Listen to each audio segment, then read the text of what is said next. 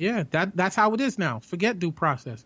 It's You are, if scary. you're guilty, or because think about it, during the same event, a guy was wrongfully identified as the suspect. So imagine him holed up somewhere, scared to be killed by because they have a gun on him, and Yeah. someone took a picture and took it. I mean, he's dead now. He's dead. Like, well, we already know that. Well, this is the it's strange to us because there was a standoff, and I mean, there's no hostages. I do not see why they wouldn't wait him out. But either way, if they feel that way to put a robot in with C4 to blow him up, and I love how they said, "Oh, the robot's fine." They literally said that. How ironic! Supposed to tell us, "Oh, don't worry, we didn't lose any equipment in that murder." But why wouldn't they last? Which is what they do. Which is the whole reason why we started talking about it. Mm-hmm.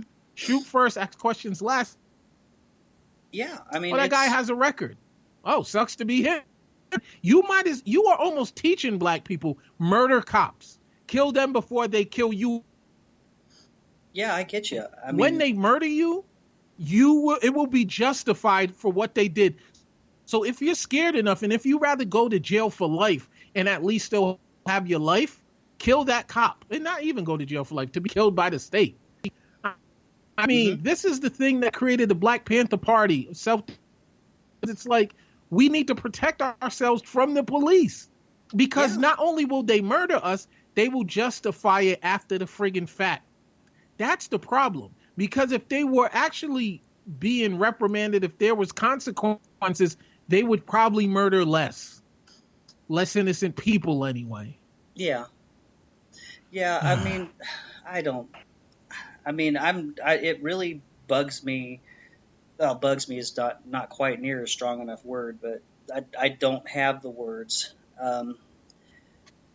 That for me, for so long, I didn't know half of this stuff just because, number one, where I grew up, and I'm not making excuses for myself, but I mean, I had no idea.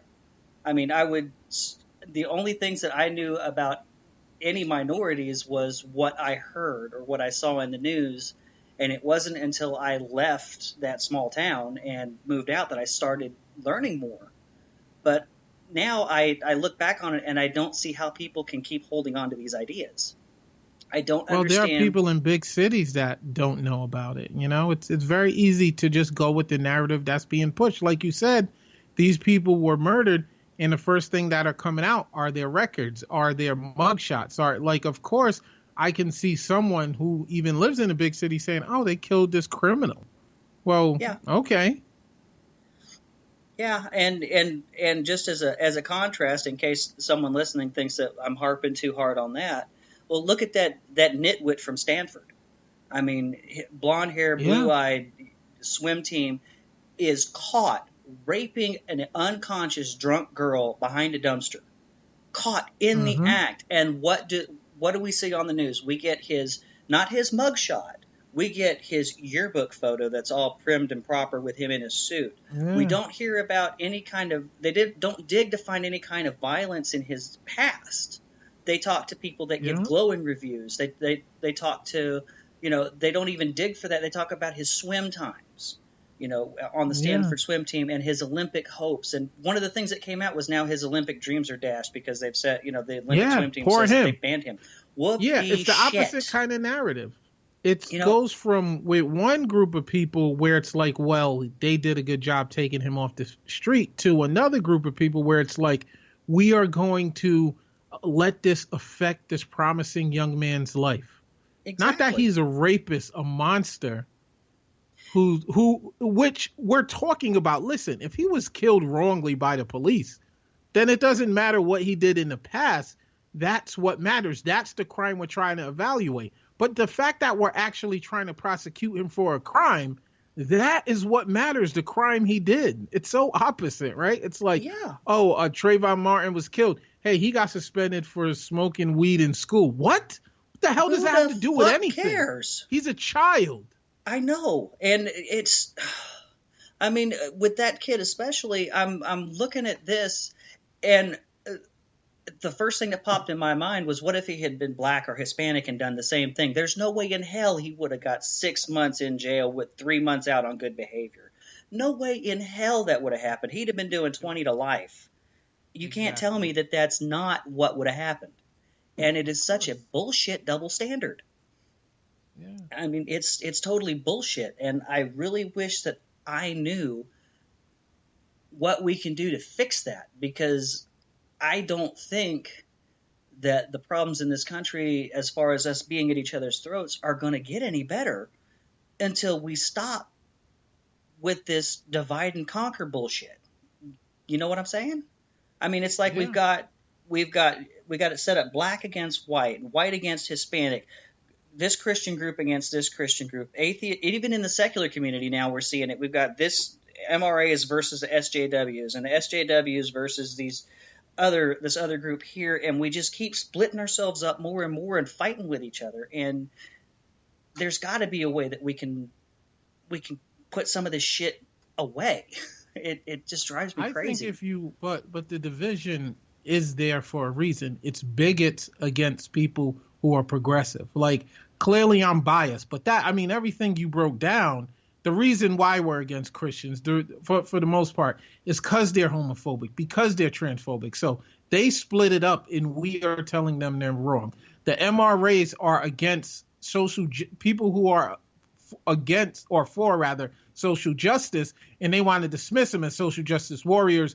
And me, as a white man, can tell you guys what you're doing wrong in social justice, and all you are is victimhood culture and all this and that. And it's literally people who are bigots, or people who are against bigots, and then people who say, well, I'm against you for whatever reason, whether they say it's victimhood, whether you think you're a bigot or not, you are against people who are against bigots, right? So you talk free speech, you talk all this nonsense. Christians, I wouldn't give a crap about a Christian if they weren't homophobic, if they weren't transphobic, if they weren't trying to prevent women from having total autonomy over their body. You know what I mean? Like, exactly.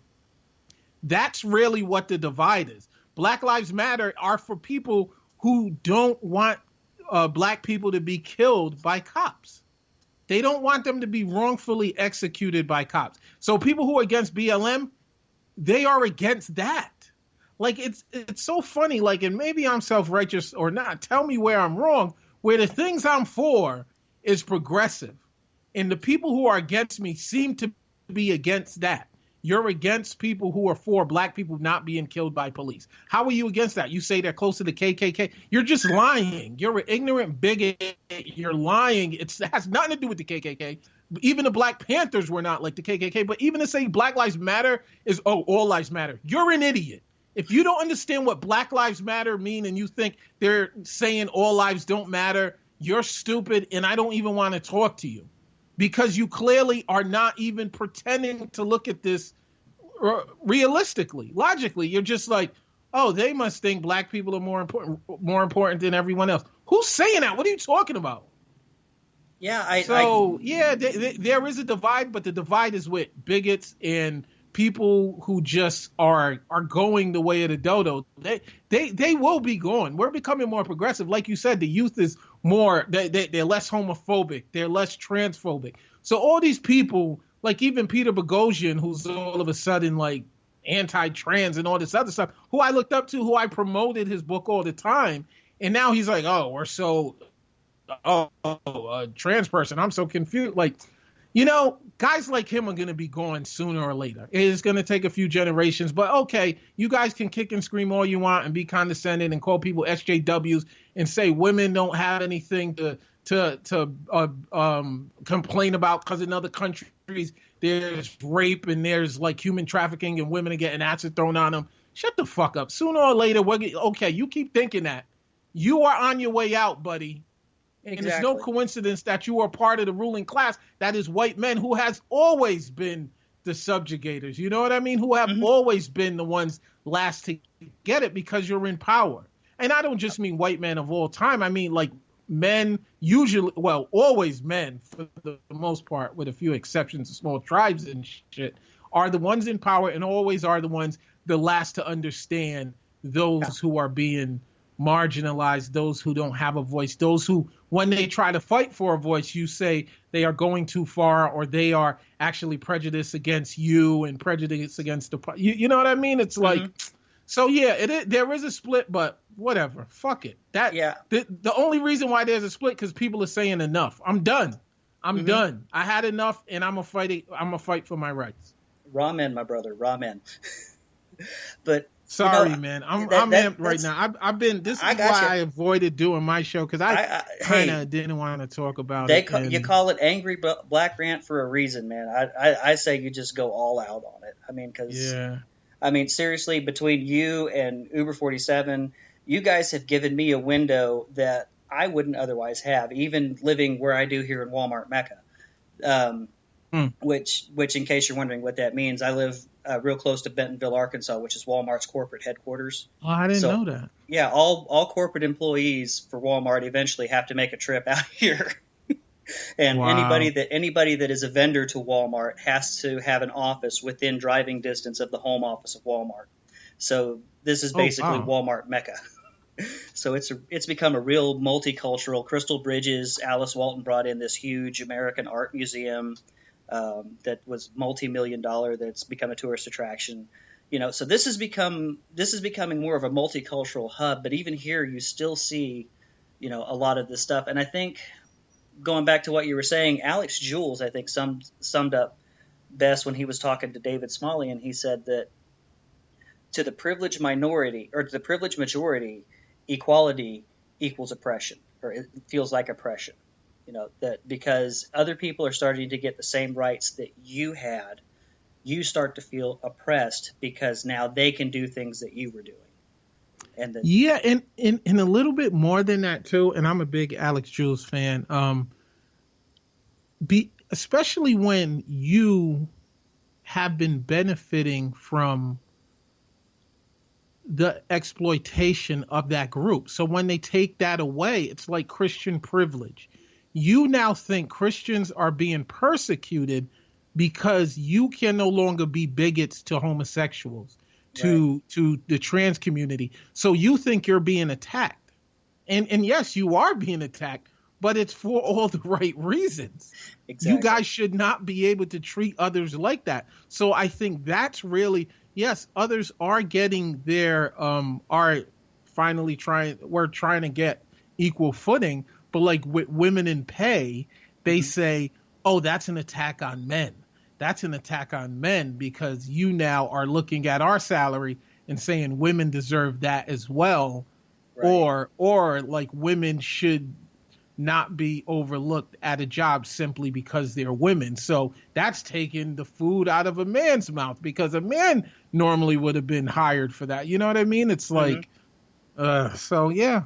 Yeah, or jump into the religious angle of it. Well, marriage is between a man and a woman, and therefore, because it was, as the Bible says so, and you know, and it's like, okay, then don't get married to a man or whatever. Exactly. Shut the fuck up and go home. What are you talking about?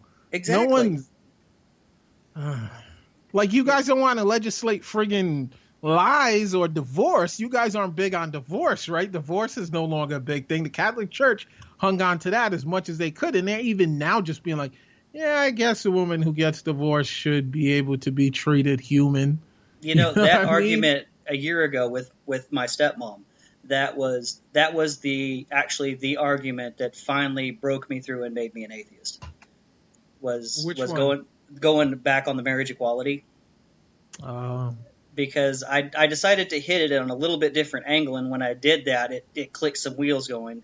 But I said, okay, this is what I don't understand about your argument. You're saying that, you know, according to the Bible, if you believe the Bible is 100% accurate, then you know that Paul says that Moses got those original laws from the angels. So he was getting this secondhand, that these laws came from the angels, which came from God, saying this stuff.